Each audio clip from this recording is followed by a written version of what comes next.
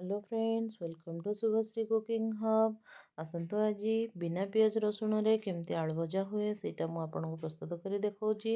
प्रथमे 3टा आलू को मु भल से छेली नहीं आ ताको पानी रे किस समय भिजिया पे छाड़ देची।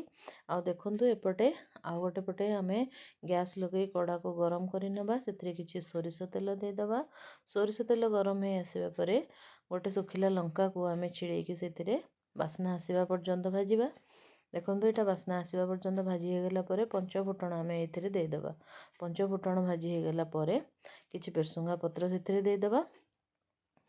काटिकी रखिथिबा आलू को एबे आम ए देदेबा। लुण हलदी स्वाद अनुसार दे बिना घोड़ेबारे आम आलू को 5 ରୁ 7 मिनिट भाया टिके एपट सेपट कर नबा।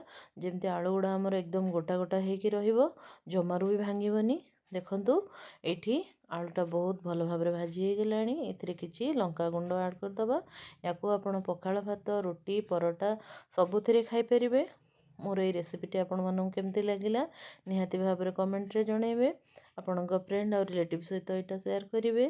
ରହୁଛି ନମସ୍କାର, ଦେଖା ହେବ ଆଉ ଗୋଟେ ନୂଆ ଭିଡ଼ିଓରେ।